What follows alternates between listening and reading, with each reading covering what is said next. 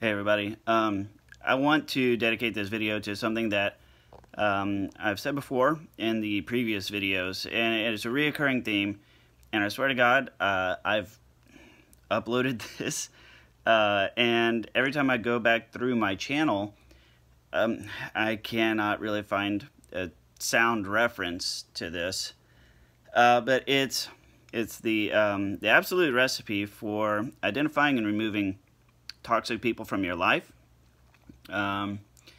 Is very simple, and this goes hand in hand with really just building a complete and entire solid approach to not just, I hate to use the word detoxify your life,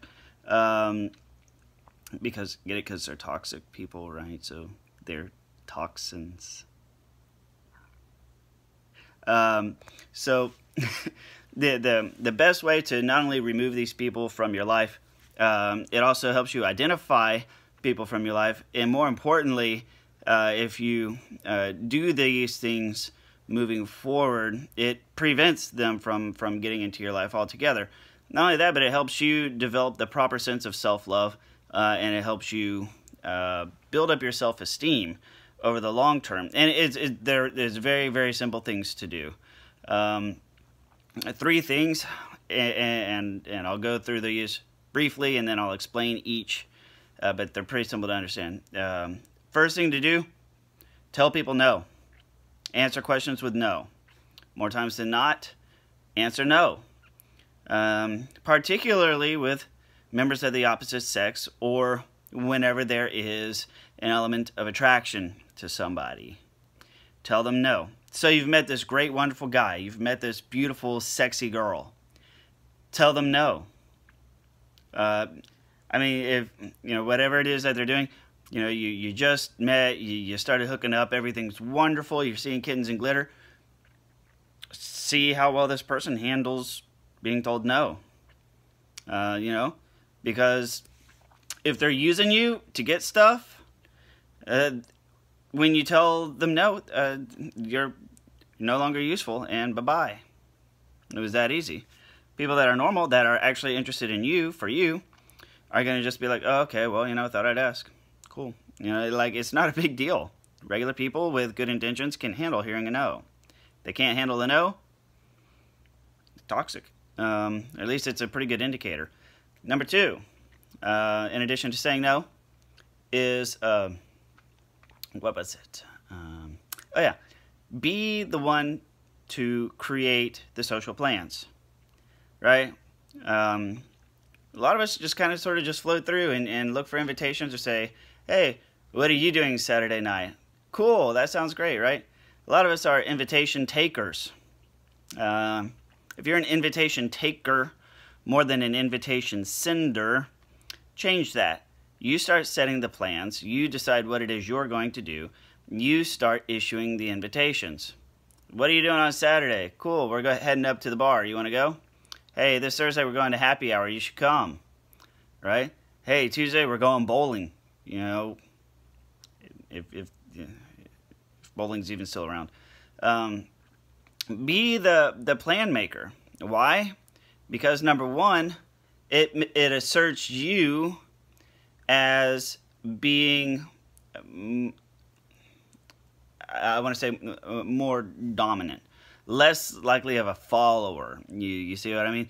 You assert yourself as someone who is not just gonna follow along, right? You're less of a puppy, and that's how manipulators are gonna perceive you, right? So if you're somebody who's more proactive and in control of your life and being the person that creates and sets the social agenda, by default, you're not a target.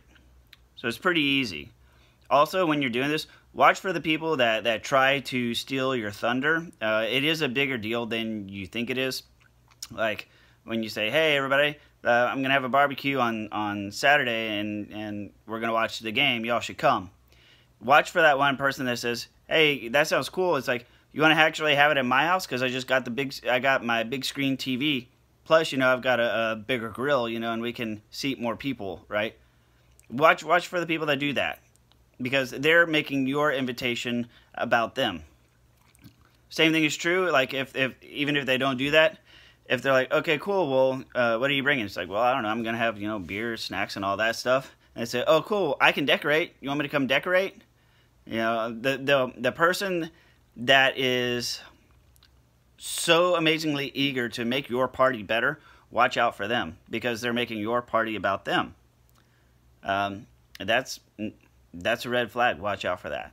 And then the last thing to do is you have a weekly, preferably bi-weekly, but at least a weekly dedicated thing that you do for yourself. A hobby, an activity, a membership, something. It has to happen every week. That you take time out of your week to develop you. Spend time on you.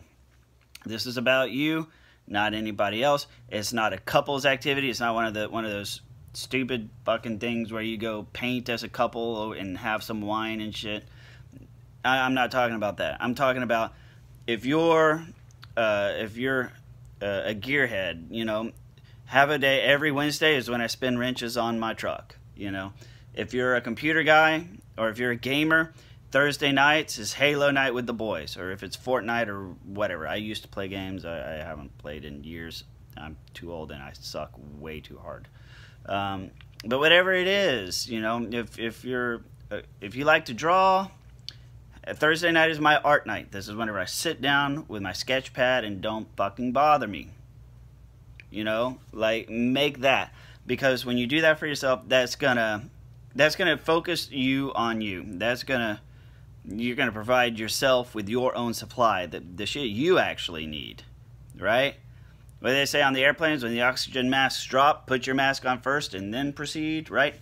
I mean, you got to keep your oxygen mask on. You've got to nurse you. And whenever you put all of your time, love, effort, and energy into helping somebody else breathe, choke their neck, then you starve yourself.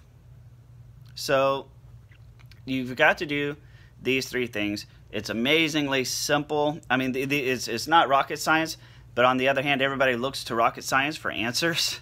Well, not literally. I mean, people don't actually, you know, study rocketry to improve their lives. But you understand what I mean.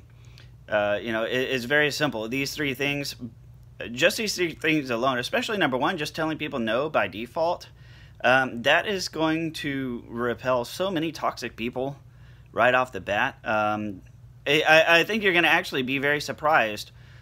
Just the normal company you keep, and this is going to shock you, and I want you to do this if you're watching this video. This is absolutely going to shock you. The people in your normal circle, just say no to a couple of invites. Just say no a few times whenever they're, you know, asking you to do something.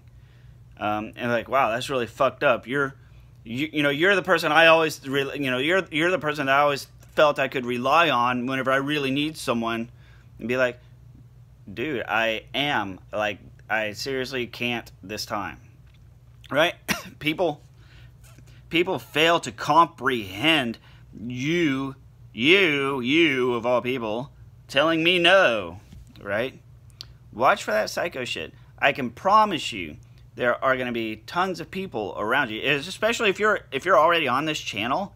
You've got them circling. There's some covert ones, I can promise you.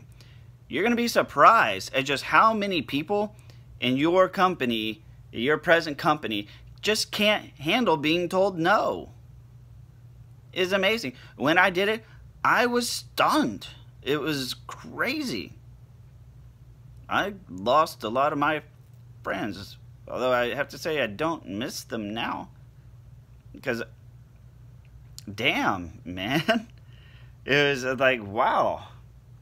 You tell people no, and whew, fuck. I kept the wrong company.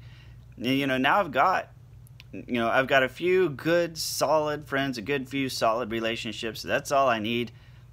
You know, and life is just so peaceful and tranquil. without all those people. It's wonderful. So, all that being said, tell people no. Make the plans. Make plans more often.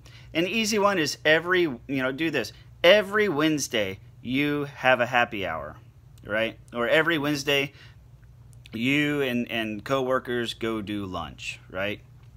Or if you're with somebody, every Wednesday you meet up with your significant other and go have a lunch together, right? But be a plan maker, be an invitation giver. If you're not giving an invitation once a week, start doing it. That's the thing. You say no to people, give invitations once a week, and once a week have something where you tell people, don't fucking bother me while I'm doing this. This is for me. And that's it, man. Just those 3 things alone is going to clear out all the negativity out of your life. It's going to get you back to being you. It's going to keep toxic people away. And it's going to concentrate and distill your life down to only the relationships that matter. And a good way to tell the relationships that really truly matter are the people whose phone numbers you have memorized. Because the one thing I've learned, the way the memory works, the brain does not keep information readily available that it does not truly need. Which is why when things slip your mind all the time and you're like, damn, I had it here, I can't remember, it's because it's not necessary. Like your brain it takes it a while to come back up, right? So the phone numbers that you have memorized, that you could grab an old push button telephone or somebody else's phone and call them, those are the relationships that you have placed the most value on. You will be shocked and stunned at who can handle, out of all those numbers you have memorized, you're going to be shocked to find out that some of these people cannot comprehend and handle being told no. It was really sad and upsetting for me when I went through it. I was really surprised. It was very disappointing. So, anyways, that's all I got for you. Love yourself, love somebody, and I hope you can detoxify your life. Thank you very much. I'll see you on the next video.